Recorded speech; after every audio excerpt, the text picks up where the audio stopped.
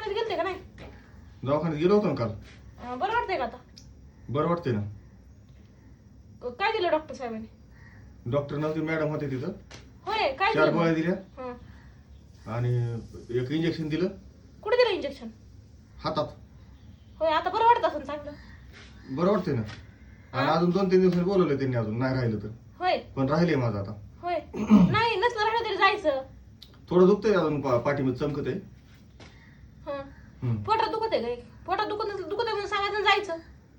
बायकोनं बोललेले शब्द लागत आहेत, पण ना तिथं दिलेलं त्या बाईने इंजेक्शन सुद्धा लागत नाही. एवढं कसं माणसाने निर्लज्ज व्हावा?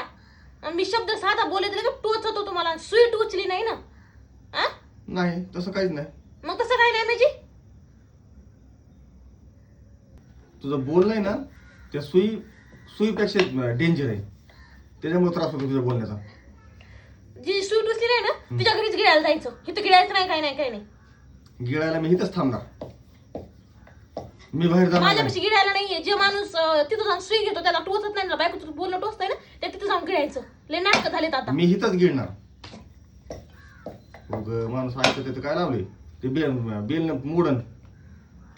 माझ्यापाशी स्वयंपाक बिपाक काही नाहीये. मी फक्त आमच्या मालिकी पुरतो स्वयंपाक केलाय. अजिबात नाही जेवायला बिवायला. कुठं जायचं जायचं.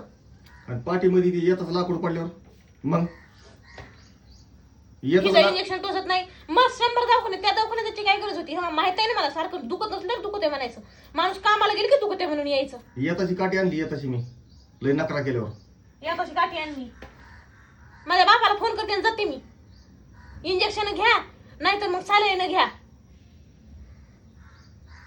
बघ बरं का खर्चाची का मला सोडून. अहो खरंच जाते, काय राहत नाही कोणाचं कोणाचं. अरे काय लावलंय तू कालपासून? माझं खरंच दुखत होतं. इंजेक्शन घेऊन आलो मी. कालपासून इतक्या चौकशी लावल्यास तू? इंजेक्शन घेतलं की 5 मिनिटात बरं नीट होतंय.